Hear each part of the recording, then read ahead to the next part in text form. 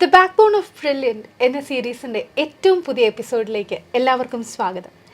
ഇന്ന് നമ്മളോടൊപ്പം ഉള്ളത് ബോട്ടണി ഡിപ്പാർട്ട്മെൻറ്റിൽ നിന്ന് അർഷാദ് സാറാണ്. Welcome sir.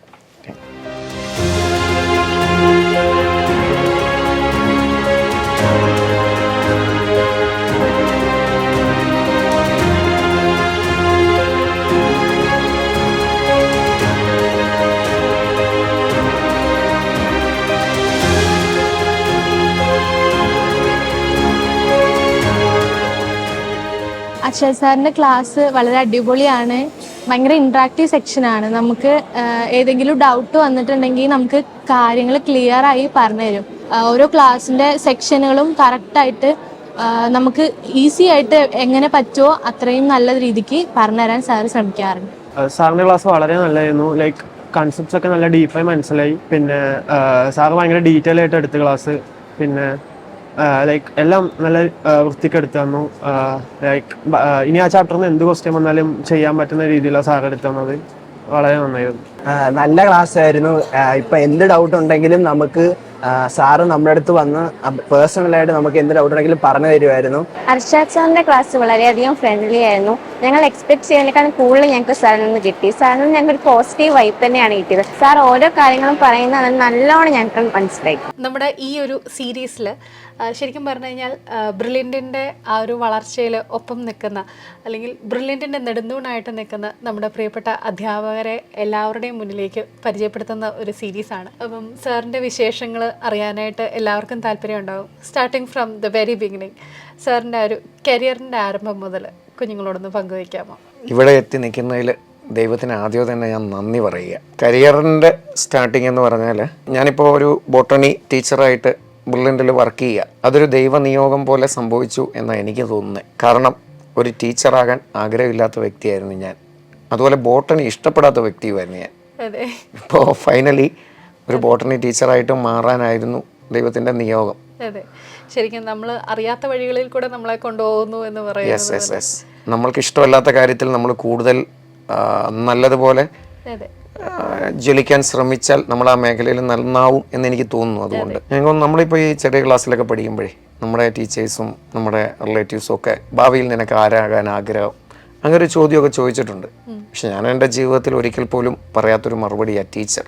കാരണം എനിക്ക് ടീച്ചർ അങ്ങനെ വലിയ ഇഷ്ടമല്ല ആ ജോലി. എനിക്ക് ഏറ്റവും മാർക്ക് കൂടിയതും ഏറ്റവും ഇഷ്ടപ്പെട്ടതുമായ ഒരു സബ്ജക്റ്റ് ഫിസിക്സ് ആയിരുന്നു. ഫിസിക്സ് എടുക്കണമെന്നായിരുന്നു എൻ്റെ ആഗ്രഹം.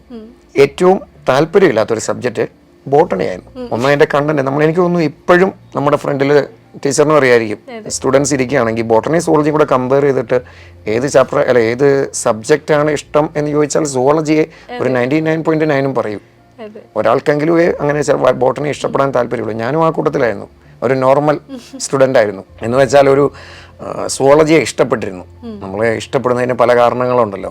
എനിക്ക് കോളേജിലൊക്കെ പഠിക്കുമ്പോൾ സുവോളജിയും ഫിസിക്സും ഒക്കെ പഠിപ്പിക്കുന്ന ടീച്ചേഴ്സിനെ നല്ല ഇഷ്ടമായിരുന്നു.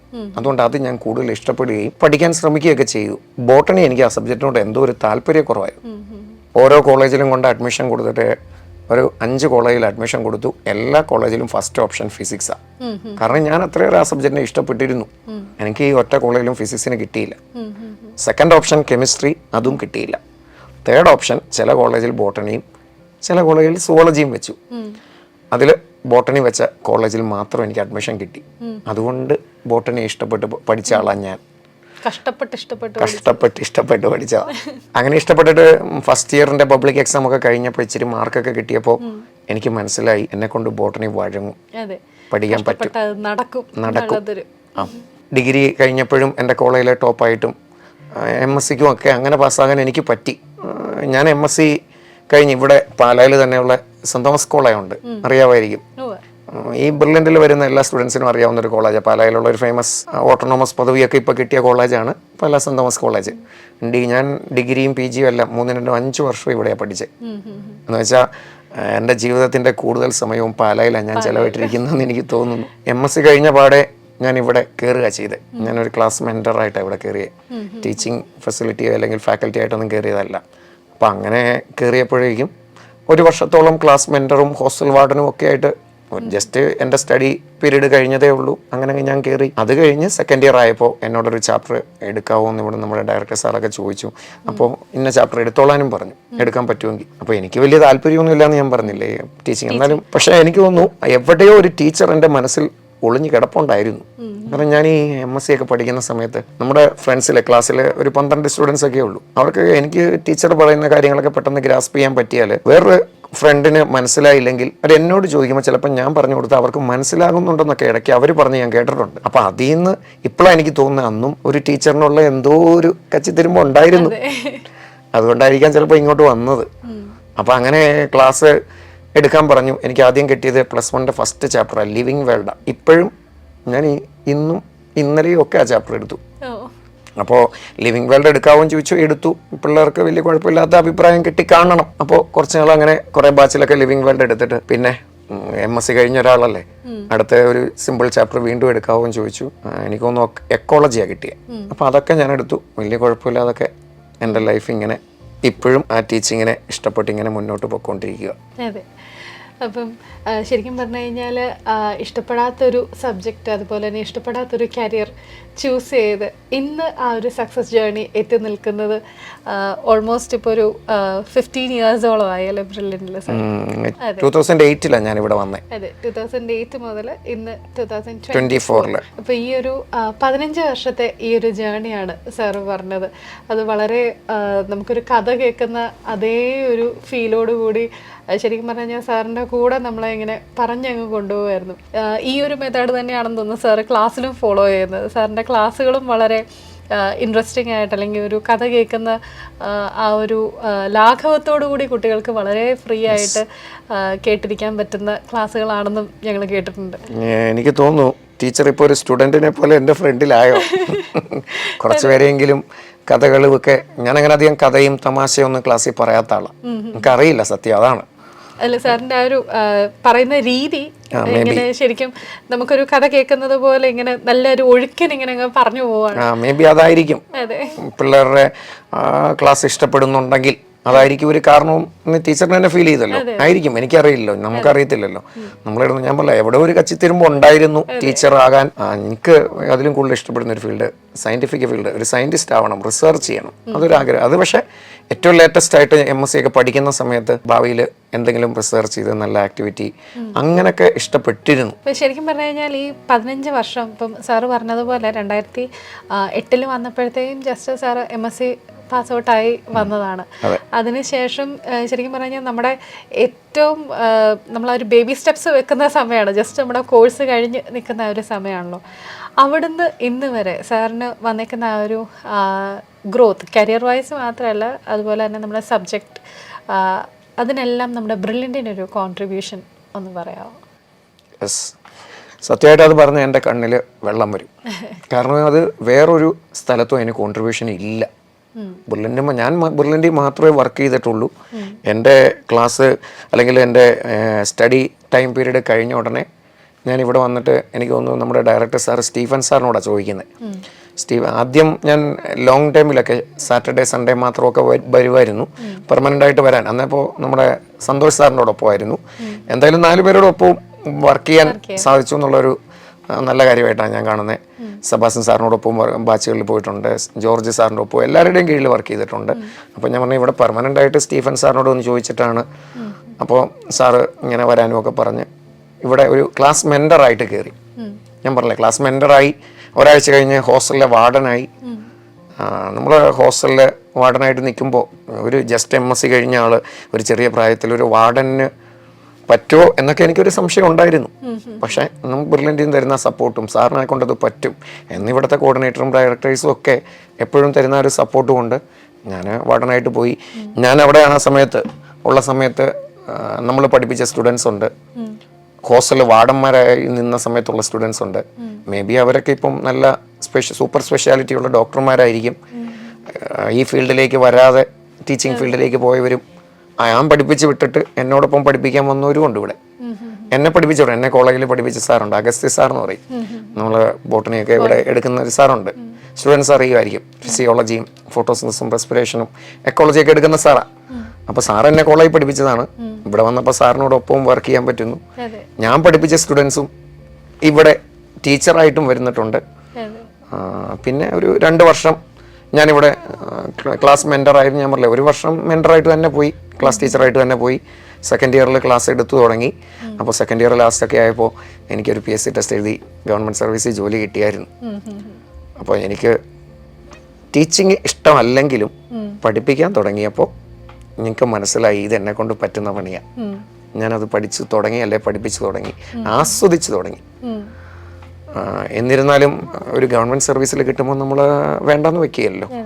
നമ്മുടെ ഡയറക്ടേഴ്സിനൊക്കെ ചോദിച്ചപ്പോൾ സാറേ ഗവൺമെൻറ് ജോലിയല്ലേ, പൊക്കോളൂ എന്നൊക്കെ അവരും പറഞ്ഞ് ഞാനും പോയി.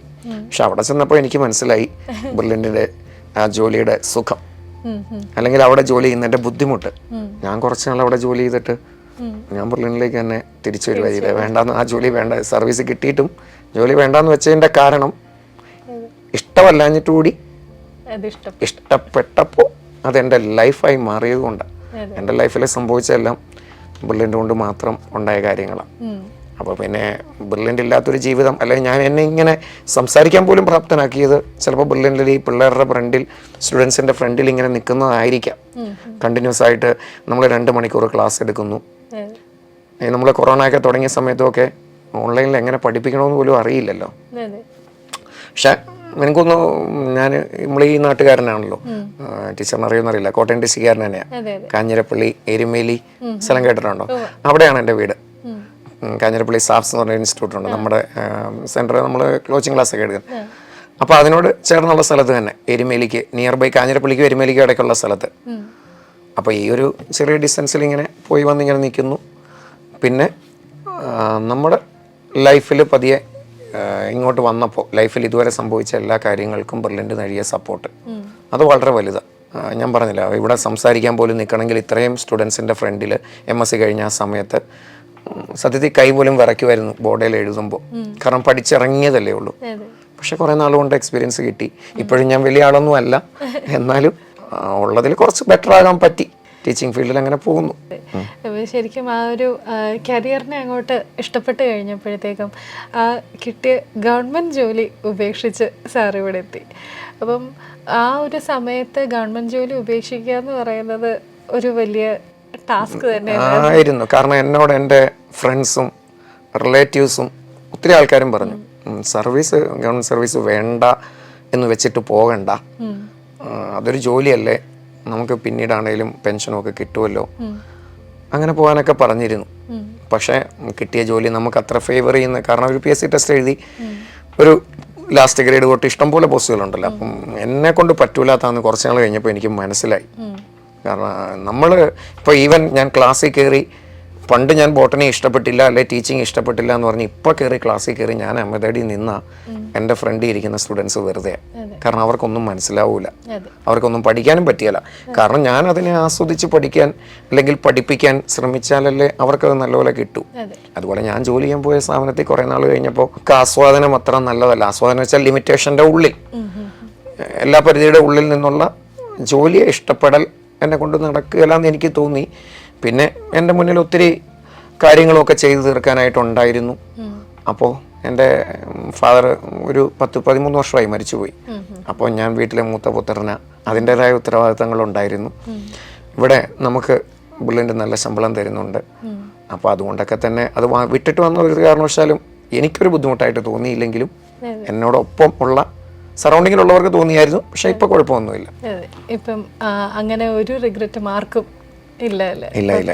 ആ ഒരു തീരുമാനം എടുത്തത് ഞാൻ കുറച്ച് നാൾ കഴിഞ്ഞപ്പോൾ ലീവൊക്കെ എടുത്താ വന്നേ. പക്ഷെ കുറച്ചുകൂടെ നേരത്തെ ലീവ് എടുത്ത് വേണേ വരാമായിരുന്നു എന്ന് പഠിപ്പിക്കാൻ വന്നപ്പോൾ കുറച്ച് നാൾ അവിടെ ജോലി ചെയ്തു, എന്നിട്ട് പിന്നെ ഇങ്ങോട്ട് വന്നു. അപ്പോൾ വേണേ കുറച്ചുകൂടെ നേരത്തെ ലീവ് എടുക്കാമായിരുന്നു. കാരണം ഇഷ്ടപ്പെട്ട് തുടങ്ങിയപ്പോൾ നമ്മുടെ ലൈഫിന്റെ തന്നെ ഒരു പാർട്ടായിട്ട് മാറുക. അതെ. അപ്പം എനിക്ക് തോന്നുന്നത് നമുക്ക് ഊണിലും ഉറക്കത്തിലും എപ്പോഴും നമ്മൾ ഈ ഒരു കരിയറുമായിട്ട് അങ്ങ് അഡ്ജസ്റ്റ് ആയി, അല്ലെങ്കിൽ നമ്മൾ ഇതുമായിട്ട് അങ്ങ് ട്യൂൺഡായി എന്ന് പറയുന്നത്. അതെ. അപ്പം ശരിക്കും പറഞ്ഞു കഴിഞ്ഞാൽ ഇപ്പം ഒരു ടീച്ചിങ് പ്രൊഫഷൻ എന്ന് പറയുമ്പോഴത്തേക്കും നമ്മൾ 24/7 നമ്മൾ ആക്റ്റീവ് ആയിരിക്കും. കാരണം നമ്മുടെ ഇവിടുത്തെ ക്ലാസ് ടൈം കഴിഞ്ഞാൽ ഡെഫിനറ്റ്ലി നമുക്കൊരു പ്രിപ്പറേഷൻ തീർച്ചയായിട്ടും വേണം. അതെ. ഇപ്പം ഈവൻ ദോ ഇത്ര വർഷത്തെ എക്സ്പീരിയൻസ് ഉണ്ട് എന്ന് പറഞ്ഞാൽ പോലും ആരും ഒരു പ്രിപ്പറേഷൻ ഇല്ലാണ്ട് ക്ലാസ്സിൽ കയറില്ല. ഇല്ല ഇപ്പോൾ ഞാൻ അന്ന് എടുത്ത ചാപ്റ്റർ ലിവിങ് വേൾഡ് ഇപ്പോഴും കയറണേലും ലിവിങ് വേൾഡോ അല്ലെ സെൽ ഡിവിഷനോ ഒക്കെ ഞാൻ കൂടുതൽ എടുത്തിട്ടുണ്ട്. പക്ഷെ ഇപ്പോഴും കയറണമെങ്കിൽ തലേദിവസം രാത്രി ജസ്റ്റ് ഒന്ന് മറിച്ച് നോക്കും. ആ ഒരു പ്രിപ്പറേഷനാണ്. അത് നമ്മൾ കൈയും വീശി പോയി ക്ലാസ് എടുത്താൽ നമ്മൾ വലിയ ജാട കാണിക്കുന്നതാണ് എന്ന് നമുക്ക് തോന്നും. പക്ഷെ ഞാൻ കേട്ടിരിക്കുന്നത് നമ്മുടെ ഇവിടെ ടെക്സ്റ്റും പുസ്തകമൊന്നും ഇല്ല, നമ്മൾ പോയി ക്ലാസ് എടുത്താൽ ആ സാറിനെല്ലാം അറിയാം എന്ന് സ്റ്റുഡൻസ് ചിലപ്പോൾ ധരിക്കും. പക്ഷെ ഫോറിൻ ചില കൺട്രീസിലൊക്കെ ഞാൻ കേട്ടിട്ടുണ്ട്, സാറിൻ്റെ കയ്യിൽ ഒരു പ്രിപ്പയർ ചെയ്ത മെറ്റീരിയൽ ഉണ്ടെങ്കിൽ അത് നോക്കി പറയുന്നുണ്ടെങ്കിൽ സ്റ്റുഡൻസിൻ്റെ വിചാരം ഈ സാറ് പ്രിപ്പയർ ചെയ്തിട്ടാണ് വന്നേ. കൈയും വീശി പോയാൽ വെറുതെ ജസ്റ്റ് പോയി ക്ലാസ് എടുത്ത പോലെ സിമിലർ അങ്ങനെ ചിന്തിക്കുന്ന ആൾക്കാരും നമ്മുടെ ലോകത്തുണ്ട്, നമ്മുടെ രാജ്യത്തല്ലെങ്കിലും. പക്ഷെ നമ്മൾ നമ്മുടെ നാട്ടിന് അനുകൂലമായിട്ട് പോവുക, എന്തായാലും പ്രിപ്പയർ ചെയ്യണം. പ്രിപ്പയർ ചെയ്യാതെ നമുക്ക് പോകാൻ പറ്റൂലല്ലോ. ഇപ്പോൾ ഏത് ചാപ്റ്റർ ആണെങ്കിലും ഒരു വർഷം കൂടി, ഇപ്പോൾ ഈ വർഷം എടുത്തു പിന്നെ അടുത്ത ഇയറിലല്ലേ സെയിം ചാപ്റ്റർ എടുക്കേണ്ടി വരുള്ളൂ. അപ്പോൾ ഒരു ജസ്റ്റ് പ്രിപ്പറേഷൻ എല്ലാ ദിവസങ്ങളിലൊക്കെ ആവശ്യമാണ്. അതിങ്ങനെ പാർട്ടായിട്ട് പോവും, അതിൻ്റെ കൂടെ ബാക്കി കാര്യങ്ങളും ഓടും, എല്ലാം നടക്കും. ഇപ്പോൾ സാറ് നമ്മുടെ കരിയറിൻ്റെ കാര്യം പറഞ്ഞു, അതുപോലെ തന്നെ സാറിൻ്റെ ഒരു work and personal life balance, സാറിൻ്റെ കുടുംബത്തെ പറ്റി ഒന്ന് പറയാമോ? എൻ്റെ ഫാമിലിയെ പറ്റി പറയുകയാണെങ്കിൽ വൈഫ് ഒരു ചെറിയ ഫാമിലിയാണ്. കുഞ്ഞ് LKG ചേർത്തിട്ടുണ്ട്. പിന്നെ വീട്ടിലെ അമ്മയുണ്ട്. ഫാദർ ഞാൻ പറഞ്ഞല്ലോ മരിച്ചുപോയി, 13 ഇയറായി. പിന്നെ ഒരു സിസ്റ്ററുണ്ട്, കല്യാണം കഴിച്ചു വിട്ടു. എന്നെപ്പോലെ തന്നെ ഒരു ടീച്ചറാണ് കല്യാണം കഴിച്ചത്, ഇംഗ്ലീഷ് ടീച്ചറാണെന്നേ ഉള്ളൂ. ദെൻ ഒരു ബ്രദറുണ്ട്, BDS കഴിഞ്ഞതാണ്. ബ്രദറിനെ പഠിപ്പിക്കാനായിട്ട് യെസ്, ടീച്ചറിൻ്റെ സംശയം കറക്റ്റാണ്. കാരണം ബ്രദർ BDS നമ്മളിവിടെ കോച്ചിങ് ക്ലാസ്സിലുണ്ടായിരുന്നു. ഇച്ചിരി റാങ്ക് കുറവായിരുന്നു, അതുകൊണ്ട് MBBSനുള്ള അഡ്മിഷൻ കിട്ടിയില്ല, BDSന് കിട്ടി. ബ്രദറിൻ്റെ ക്ലാസ്സിൽ പഠിപ്പിക്കാൻ പറ്റിയിട്ടുണ്ട്. അനിയനെ പഠിപ്പിക്കാൻ കിട്ടുന്ന ഒരു ഭാഗ്യമാണല്ലോ ചേട്ടന് കിട്ടുക എന്ന് പറയുന്നത്. പക്ഷെ മറ്റ് ക്ലാസ്സിൽ ഫ്രീ ആയിട്ട് പോകുന്നത് പോലെ നമുക്ക് ചിലപ്പോൾ എനിക്ക് തോന്നുന്നു എന്തോ ഒരു സംതിങ് ഒരു ചെറിയ ഒരു മിസ്റ്റേക്ക് പോലെ നമുക്ക് ഫീൽ ചെയ്യുമല്ലോ. അപ്പം അല്ലാതെ വേറെ കുഴപ്പമൊന്നുമില്ല. എനിക്കൊന്ന് 2 ചാപ്റ്റർ, ഒരു ട്രാൻസ്പോർട്ടേഷനും മിനറൽ ട്രാൻസ്പോർട്ട് എന്ന് പറയുന്ന 2 ചാപ്റ്റർ ഇപ്പോൾ സ്റ്റുഡൻസിനില്ല. ലാസ്റ്റ് ഇയറിൽ വരെ ഡിലീറ്റ് ചെയ്ത് കളഞ്ഞു കൊറോണ വന്നപ്പോൾ. അപ്പോൾ അതിന് മുന്നേ +1 ഉണ്ടായിരുന്നു. ആ 2 ചാപ്റ്റർ അനിയൻ്റെ ക്ലാസ്സിൽ പഠിപ്പിക്കാൻ പറ്റിയിട്ടുണ്ട്. അനിയൻ മാത്രമല്ല, എൻ്റെ ഫാമിലിയിലെ കുറേ കസിൻസിൻ്റെ മക്കളെയും ഒക്കെ പഠിപ്പിക്കാൻ പറ്റിയിട്ടുണ്ട് ഈ ചെറിയ പ്രായത്തിൽ. വീടടുത്താണ്, ഞാൻ ഓൾറെഡി പറഞ്ഞു തരും. കാഞ്ഞിരപ്പള്ളി വരെ പോയാൽ മതി, ഒരു 35 കിലോമീറ്റർ ഇവിടെ നിന്നുള്ളൂ. പക്ഷേ ഇപ്പം ഞാനിവിടെ ഒരു റൂമൊക്കെ എടുത്ത് വൈഫും കുഞ്ഞും കൂടെയായിട്ട് സെറ്റിൽ ചെയ്താണ്. കുഞ്ഞിവിടെ ചാവറ സ്കൂളിൽ പഠിക്കുന്നുണ്ട്. അപ്പോൾ അതിൻ്റെ ഇടയിൽ കൂടെ ഈ ടീച്ചിങ് കുഴപ്പമില്ലാതെ മുന്നോട്ട് പോകുന്നു. എപ്പോഴും ടീച്ചിങ് ആണോ വെച്ചാൽ വീട്ടിൽ സമയം കിട്ടുന്നുണ്ടോ എന്നെനിക്കൊരു സംശയമുണ്ട്. പക്ഷെ വൈഫിനൊക്കെ ഞാൻ ആ കാര്യത്തിൽ അംഗീകരിക്കുന്നു. എത്ര അംഗീകരിച്ചാലും മതിയാവില്ല. കാരണം നമ്മൾ ബ്രില്യനിൽ ഒരു ക്വസ്റ്റ്യൻ പേപ്പർ ഇടാൻ പറഞ്ഞാലും ഈവനിങ് പോയി ക്വസ്റ്റ്യൻ പ്രിപ്പയർ ചെയ്യണം. കുഞ്ഞ് അതിൻ്റെ ഇടയ്ക്ക് വന്ന് ക്വസ്റ്റ്യൻ പേപ്പറിൻ്റെ ഇടയ്ക്ക് കയറും. എത്രയൊക്കെ ആണെങ്കിലും കാര്യങ്ങളൊക്കെ അതിൻ്റെ ഇടയിൽ കൂടെ ഓടും. പക്ഷെ വീട്ടിലെ കാര്യങ്ങൾക്കൊന്നും കുറവ് വരുത്തുന്നുമില്ല. അവരുടെ കാര്യങ്ങൾ നടക്കും, ഇൻസ്റ്റിറ്റ്യൂട്ടിൻ്റെ കാര്യങ്ങൾ നടക്കും. ഇൻസ്റ്റിറ്റ്യൂട്ട് കൊണ്ടുള്ളതാണല്ലോ നമ്മൾ ഓടുന്നത്. ചുവരുണ്ടെങ്കിലല്ലേ ചിത്രം വരയ്ക്കാൻ പറ്റുമോ എന്നുള്ളത്. അങ്ങനെ കുഴപ്പമില്ലാതെ ഫാമിലിയും ക്യാമ്പസും അല്ലെങ്കിൽ ടീച്ചിങ്ങും എല്ലാം കുഴപ്പമില്ലാതെ മുന്നോട്ട് കൊണ്ടുപോകാൻ പറ്റുന്നു. ഇപ്പോൾ സാർ ഇവിടെ ബ്രില്യൻ്റ് വന്നിട്ട് 15 വർഷമായി. ഇപ്പോൾ സാറിൻ്റെ കുടുംബത്തെ പറ്റി പറഞ്ഞു. ബ്രില്യൻ്റുമായിട്ട് നോക്കുമ്പോഴത്തേക്കും സാറിനുള്ള മറക്കാനാവാത്ത ഒരു അനുഭവം ഒന്ന് പറയാമോ? എനിക്ക് ബ്രില്യനിൽ തോന്നുമ്പോഴേ എനിക്ക് തോന്നുന്നു ഒരു 8 വർഷം മുന്നേ എനിക്കൊരു ആക്സിഡൻ്റ് ഉണ്ടായി. ഇത് ടീച്ചറിനും ചിലപ്പോൾ അറിയത്തില്ലായിരിക്കും, അല്ലെങ്കിൽ ഇത് കേൾക്കുന്ന കുറച്ച് പേർക്കൊക്കെ അറിയാമായിരിക്കും. ആ ഇയറിൽ പഠിച്ച കുറേ സ്റ്റുഡൻസിനൊക്കെ ചിലപ്പോൾ അറിയാമായിരിക്കും. ഇവിടുത്തെ സ്റ്റാഫ് അന്നുണ്ടായിരുന്നവർക്കൊക്കെ അറിയാം. 8 വർഷമായി. അപ്പം ഞാനിവിടെ നമ്മുടെ മാന്നാനം സെൻറ്ററിൽ ക്ലാസ് എടുത്തിട്ട് വീട്ടിലോട്ട് തിരിച്ചു പോവാം. ഞങ്ങളുടെ നോയമ്പിൻ്റെ റംസാൻ നോയമ്പിൻ്റെ സമയമാണ്. അപ്പോൾ അതിൻ്റെ ഒരു ക്ഷീണമുണ്ട്, ഉറക്കത്തിൻ്റെ പ്രശ്നമുണ്ട്. എന്താ ഞാൻ ക്ലാസ് കഴിഞ്ഞ് അങ്ങ് വീട്ടിലോട്ട് പോകുമ്പോൾ ഇവിടെ നിന്ന് കാഞ്ഞിരപ്പള്ളിക്ക് പോകുന്ന വഴിയിൽ ഇടയ്ക്ക് വെച്ചിട്ട് ഞാൻ ജസ്റ്റ് ഒന്ന് കണ്ണടച്ചു, മയങ്ങിപ്പോയി. എൻ്റെ കാറ് പോയി വേറൊരു കാറിനിട്ട് ഇടിക്കുകയാണ് ചെയ്തത്. ഇടിച്ചെന്ന് വെച്ചാൽ എൻ്റെ കാറ് തകർന്നു പോയി. അപ്പോൾ ഇടിച്ചപ്പോൾ ഇവിടെ ചോരയൊക്കെ വന്ന് മുഖമെല്ലാം ചോരയായി. ഏകദേശം ഇവിടെ നിന്ന് നമ്മൾ അങ്ങോട്ട് പോകുന്ന വഴിയിലാണ്. നമ്മുടെ ഡയറക്ടേഴ്സിൻ്റെ ഒക്കെ വീടുണ്ട്, പൈക ഏരിയയിലുണ്ട് പൂരണി. അപ്പോൾ അത് കഴിഞ്ഞുള്ള ഒരു സ്ഥലമാണ്, മഞ്ചക്കുഴിയൊക്കെ കഴിഞ്ഞ്. അപ്പോൾ അവിടെ എത്തിയപ്പോഴത്തേക്കും ഇങ്ങനെ ഇടിച്ചപ്പോഴത്തേക്കും മുഖമെല്ലാം കൂടെ ബ്ലഡായി. ഞാൻ ഈ ഉറക്കത്തിൻ്റെ ഒരു ചെറിയ ചായ്വ് ഉണ്ടായിരുന്നു, ബോധവും കെട്ടുപോയി. അപ്പോൾ ബോധം കെട്ടു, മുഖം മുഴുവൻ ചോര. കണ്ടു നിന്ന നാട്ടുകാർ വിചാരിച്ചു ഞാൻ ആള് പോയി. പക്ഷേ ദൈവാനുഗ്രഹം നാട്ടുകാർ എത്രയും പെട്ടെന്ന്, ഞാൻ അത് കഴിഞ്ഞ് അവരെ പോയി നാട്ടുകാരെയൊക്കെ കണ്ടായിരുന്നു. അത് കഴിഞ്ഞിട്ട് ഈ നാട്ടുകാർ ഈ പാലായിലെ ഗവൺമെൻറ് ആശുപത്രിയിൽ എത്തിച്ചു. ഗവൺമെൻറ് ആശുപത്രിയിൽ നിന്ന് നമ്മുടെ തെള്ളകത്തുള്ള മാതാ ഹോസ്പിറ്റലിലെ, അപ്പോൾ നമ്മുടെ ഡയറക്ടർ സാറ് സ്റ്റീഫൻ സാറ്, പിന്നെ ജൂണി സാറ്, ജ്യോതിഷ് എന്ന് പറഞ്ഞ സാറുണ്ടായിരുന്നു. ഇങ്ങനെ കുറേ ആൾക്കാരുണ്ടായിരുന്നു. എല്ലാവരുടെയും ഒന്നും പേര് ഞാൻ ഓർക്കുന്നില്ല, ആരൊക്കെ ഉണ്ടായിരുന്നു. പേരെടുത്ത് ഇങ്ങനെ 1-2 പേര് ഓർമ്മ ഒന്ന് പറഞ്ഞതേ ഉള്ളൂ. ഇവരെല്ലാം കൂടെ കൂടിയാണ് എവിടെ എത്തിച്ചത്, കാരിത്താസ് അല്ല മാതാ ഹോസ്പിറ്റലിൽ എത്തിച്ചത്. ഒരു സ്ഥാപനത്തിൻ്റെ ഒരു തലവൻ നേരത്തെ ഒരു സ്റ്റാഫിൻ്റെ കൂടെ ഇങ്ങനെ പോവാന്ന് പറയുമ്പോഴേ നമുക്ക് ആ ഒരു ആത്മബന്ധം മനസ്സിലാവും. പണ്ടൊക്കെ ഈവൻ ഈ ഡയറക്ടേഴ്സ് ജോർജ് സാറും സന്തോഷ് സാറും ഒക്കെ നമ്മളോടൊപ്പം വേണേൽ ഷട്ടിൽ കളിക്കാൻ വരെ കൂടുമായിരുന്നു. കാരണം അവരുമായിട്ടുള്ള ബന്ധം അങ്ങനെയാണ്. നമുക്ക് ആ ഒരു ഫ്രീഡവും, എന്നാൽ നമ്മുടെ ജോലി നമുക്ക് നടക്കുകയും ചെയ്യും. ഫ്രീഡം ഉണ്ട് താനും. നമുക്ക് ആത്മാർത്ഥമായിട്ട് ഇവിടെ വർക്ക് ചെയ്യാനുള്ള എല്ലാ നല്ല അറ്റ്മോസ്ഫിയറും ഉണ്ട്. അത് പഠിക്കാൻ വരുന്ന സ്റ്റുഡൻസിനും ഇവിടെ ആ അറ്റ്മോസ്ഫിയർ നല്ലതാണ്. അപ്പോൾ ആ ഒരു ഓർമ്മ എപ്പോഴും ബ്രില്ലിനെ കുറിച്ചും അല്ലെങ്കിൽ ഇവിടുത്തെ ടീച്ചേഴ്സിൻ്റെ സഹായമൊക്കെ ഞാൻ ഓർക്കാറുണ്ട്. പിന്നെ ഒരു കാര്യം കൂടെ പറഞ്ഞാൽ, നമ്മൾ വേറൊരു സിറ്റുവേഷൻ്റെ കല്യാണമൊക്കെ കഴിഞ്ഞ സമയത്ത് എനിക്ക് തോന്നുന്നു ഞാനിവിടെ കുറച്ച് അടുത്ത സ്റ്റാഫിനെയൊക്കെ വിളിച്ചിട്ടുണ്ട്, ഡയറക്ടേഴ്സിനോടൊക്കെ പറഞ്ഞിട്ടുണ്ട്. അന്ന് തന്നെ നമ്മുടെ ആരുടെയോ ഒരു കല്യാണം കൂടെ ഉണ്ടായിരുന്നു. പക്ഷെ അപ്പം നമ്മുടെ ഡയറക്ടേഴ്സിന് എത്താൻ പറ്റിയില്ല. എങ്കിലും ഞാൻ വീട്ടിൽ വന്ന് കയറുന്ന സമയത്ത് എന്നെ വെയിറ്റ് ചെയ്ത് 3 ഡയറക്ടേഴ്സും, ആരോ ഒരാൾ മാത്രമില്ല, ആരും ഞാൻ ഓർക്കുന്നില്ല, എന്നാലും 3 ഡയറക്ടേഴ്സോടെ. അപ്പോൾ എനിക്ക് വലിയൊരു അഭിമാനമാണ് തോന്നി. ഞാൻ ജോലി ചെയ്യുന്ന സ്ഥാപനത്തിൻ്റെ മേലധികാരി എന്നെ വെയിറ്റ് ചെയ്യുന്ന പോലെ എനിക്ക് ഫീൽ ചെയ്യുക. ഇപ്പോൾ വൈഫിൻ്റെ മുന്നിലൊക്കെ ഇച്ചിരി ജാടൊക്കെ ഇരിക്കാം. നമ്മുടെ കല്യാണത്തിന് ഓർമ്മയില്ല. അവര് സത്യത്തിൽ അവർക്ക് വേണ്ടി നമ്മളല്ലേ വെയിറ്റ് ചെയ്യേണ്ടത്. പക്ഷെ അവര് നമ്മൾ വരുന്നതും കാത്ത് നമ്മുടെ വീടിന്റെ ഫ്രണ്ടിൽ, കാരണം കല്യാണത്തിന് കൂടാൻ പറ്റിയില്ല, പക്ഷെ വീട്ടിൽ വന്ന് കയറുന്ന സമയത്ത് എത്താൻ പറ്റി. കല്യാണത്തിന്റെ ദിവസം തന്നെ ഓഡിറ്റോറിയത്തിൽ നിന്ന് കൺവെൻഷൻ സെന്റർ തിരിച്ച് വീട്ടിലെത്തുമ്പോൾ വീട്ടിലുണ്ട് ഇവര്. അപ്പോൾ അവരുടെ ആ ഒരു നമ്മളോടുള്ള സമീപനം അങ്ങനെ ആവുമ്പോൾ നമ്മളും തിരിച്ചങ്ങനെ ആകണമല്ലോ. സാർ ആദ്യമേ തന്നെ പറഞ്ഞു, സാറ് വളരെ ഇഷ്ടപ്പെട്ട് വന്നതാണ് ബോട്ടണിയിലേക്ക്. അതുപോലെ തന്നെ ഒട്ടും താല്പര്യമില്ലാത്തൊരു ഫീൽഡായിരുന്നു ടീച്ചിങ്. ഇപ്പം നമ്മുടെ പുതിയ ബാച്ച് കുട്ടികൾ വന്നു തുടങ്ങിയിട്ടുണ്ട്. ഇനിയും നമുക്ക് കുട്ടികൾ വരാനായിട്ടുണ്ട്.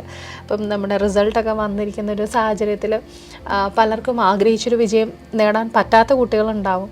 അതുപോലെ തന്നെ ചിലരിങ്ങനെ ഇനിയും റിപ്പീറ്റ് ചെയ്യണോ, അല്ലെങ്കിൽ ഒരു വർഷം കൂടെ ഇതിന് വേണ്ടിയിട്ടൊന്ന് ട്രൈ ചെയ്യണോ എന്നൊക്കെ ഒരു ആശയക്കുഴപ്പത്തിലൊക്കെ ഇരിക്കുന്ന പല ആൾക്കാരും ഉണ്ടാവും. അതുപോലെ തന്നെ പുതിയ പ്രതീക്ഷകളുമായിട്ട് വന്നിട്ടുള്ള ഒരു കൂട്ടം കുട്ടികളുണ്ട്. ഇവർക്കെല്ലാവരോടും സാറിന് എന്താണ് പറയാനുള്ളത്? എൻ്റെ ലൈഫ് എല്ലാം ഒരു പോസിറ്റീവിലേക്കുള്ള ഒരു ചിന്താഗതിയാണ് എന്നാണ് എനിക്ക് തോന്നുന്നത്. കാരണം ടീച്ചർ പല പ്രാവശ്യം റിപ്പീറ്റ് ചെയ്ത വാക്ക് കഷ്ടപ്പെട്ട് ഇഷ്ടപ്പെടുക. അങ്ങനെയാണെങ്കിൽ ഇച്ചിരി കഷ്ടപ്പെട്ടാൽ നമ്മുടെ കാര്യം ഇഷ്ടപ്പെടുന്ന ലെവലിലേക്ക് എത്തും, ഷുവറാണ്. നമ്മളിപ്പോൾ ഈ വർഷത്തെ പുതിയ ബാച്ച് തുടങ്ങി. ടീച്ചറിനറിയാം, നമുക്ക് കഴിഞ്ഞ പ്രാവശ്യത്തെ റിസൾട്ട് വളരെ നല്ലതാണ്. 4 ഫുൾ മാർക്ക് കിട്ടി, 720 കിട്ടി. അങ്ങനെ ഓൾ ഇന്ത്യ ലെവലിൽ നമുക്ക് നല്ല റിസൾട്ടാണ് കിട്ടിയത്. അപ്പോൾ അതിലും നമ്മൾ ടീച്ചറും ഞാനും ഒക്കെ അഭിമാനിക്കുകയാണ്. നമ്മൾ ഈ ഇൻസ്റ്റിറ്റ്യൂട്ടിൻ്റെ ഭാഗമാകാൻ പറ്റിയതിലും, നമ്മൾ പഠിപ്പിച്ച സ്റ്റുഡൻസിന് അങ്ങനെ കിട്ടിയതും, നമ്മുടെ പഴയ സ്റ്റുഡൻസും ഒക്കെ പഠിച്ചു പോയ സ്റ്റുഡൻസ് വളരെ കുറച്ച് പേര് നമ്മളോട് പേഴ്സണലായിട്ട് കോൺടാക്ട് ചെയ്യാറുണ്ട്. ചില ഇയറിൽ പണ്ട് പഠിച്ച ഒരു സ്റ്റുഡൻറ്റ് കല്യാണം കഴിഞ്ഞപ്പോൾ സ്റ്റുഡൻറ്റിൻ്റെ ഭാര്യ എൻ്റെ സ്റ്റുഡൻ്റാണ്. ഇങ്ങനെ പല അനുഭവങ്ങളൊക്കെ ഉണ്ട്. പിന്നെ നമ്മൾ ഈ കൊറോണ കാലഘട്ടത്തിലൊക്കെ നമുക്കറിയാം, പിള്ളേർക്ക് ആകെ ഡൗട്ടിനുള്ള ഫെസിലിറ്റി എന്ന് പറയുന്നത് ഫോണിൽ കൂടെ മാത്രമാണ് പറയാൻ പറ്റണേ. എനിക്കൊന്ന് ഞാനൊക്കെ വലിയ കുഴപ്പമില്ലാതെ അത്യാവശ്യം, എനിക്കറിയില്ല എന്നാലും കുറവായിരിക്കും, അത്യാവശ്യം ഫോണിൽ കൂടെ സ്റ്റുഡൻസിൻ്റെ ഡൗട്ട് ക്ലിയർ ചെയ്ത് തന്നെ കൊടുത്തിട്ടുണ്ട്. അപ്പം നമ്മൾ സ്റ്റുഡൻസിന് വേണ്ടി ഇവിടെ ഡെഡിക്കേറ്റഡ് ആണ്. ഞാൻ സൂര്യൻ ഉദിക്കുന്നതിന് മുമ്പേ എഴുന്നേൽക്കുന്ന ഒരു വ്യക്തിയാണ്. കാരണം രാവിലെ എഴുന്നേറ്റ് നിസ്കരിക്കണം, പ്രാർത്ഥിക്കാറൊക്കെ ഉണ്ട്, നിസ്കരിക്കുന്നതൊക്കെ ഉണ്ട്. അപ്പോൾ അത് കഴിഞ്ഞിട്ട് അങ്ങനെ അധികം ഉറങ്ങാറില്ല. ആ സമയം തൊട്ടിട്ട് ഡൗട്ട് തുടങ്ങിയാൽ ചിലപ്പോൾ രാത്രി 11 മണി വരെയൊക്കെ കൊറോണ സമയത്തൊക്കെ ഉണ്ടാവുമായിരുന്നു. അപ്പോൾ നമ്മൾ അവരെപ്പോൾ ചോദിച്ചാലും നമ്മൾ ഇവിടെ റെഡിയാണ്. നമ്മൾ 5:30 അല്ലെങ്കിൽ 6 വരെയോ 6:30 വരെയോ ഒക്കെ ഇവിടെ ഇരുന്ന് പറഞ്ഞു കൊടുക്കുന്നുണ്ട്. അപ്പോൾ ആ സ്റ്റുഡൻസിന് ബ്രില്യൻറ്റിൽ വന്നാൽ ബ്രില്യൻറ്റിൻ്റെ സിസ്റ്റം ഫോളോ ചെയ്താൽ സീറ്റും കൊണ്ട് പോകാം. പിന്നെ ഏറ്റവും ബേസ് തൊട്ട് പഠിക്കാൻ പറ്റുന്ന ഒരു നല്ല അറ്റ്മോസ്ഫിയറാണ്, ഒരു സൈലന്റ് അറ്റ്മോസ്ഫിയറാണ്. പാലയിലാണോ? ആണ്. ടൗണിലാണോ ചോദിച്ചാൽ ആണ്, അല്ലേ? പക്ഷേ ടൗണിൽ നിന്നെല്ലാം മാറി ഒതുങ്ങിയ ഒരു സ്ഥലത്ത് നല്ല കാം ആൻഡ് ക്വയറ്റ് ആയിട്ടുള്ള ഒരു അറ്റ്മോസ്ഫിയർ, പഠിക്കാൻ പറ്റുന്ന എൻവയോൺമെൻറ്റ്. എനിക്ക് തോന്നുന്നു ഈ ബ്രില്യൻറ്റിൻ്റെ സ്റ്റുഡൻസിൻ്റെ വിജയത്തിൽ ഒരു പ്രധാന പങ്കുണ്ട്. എന്നാലും ഒരു ചെറിയ പങ്ക് നിർവഹിക്കുന്നവർ മാത്രമാണ് നമ്മളെപ്പോലുള്ള ടീച്ചേഴ്സ്. ബാക്കി ഓരോരുത്തരും ഇവിടുത്തെ ഈ എൻ്റയർ ബ്രില്യൻ്റ് ടീമും ഇവിടുത്തെ സ്റ്റുഡൻസിന് വേണ്ടി റെഡിയാണ്. ഇപ്പോൾ ഈ പറഞ്ഞ പോലെ നമ്മുടെ റിസൾട്ട് വന്നൊരു സാഹചര്യമായിരുന്നു. അപ്പം ആഗ്രഹിച്ച മാർക്ക് കിട്ടാത്ത ആൾക്കാരുണ്ടാവും. അപ്പം വീണ്ടും ഒരു വർഷം റിപ്പീറ്റ് ചെയ്യാനായിട്ട് മനസ്സുകൊണ്ട് ആഗ്രഹിക്കുന്നവരുണ്ടാവും. ചിലർക്ക് അതിൻ്റെ സാഹചര്യങ്ങളുണ്ടാവാത്തവരുണ്ടാവും.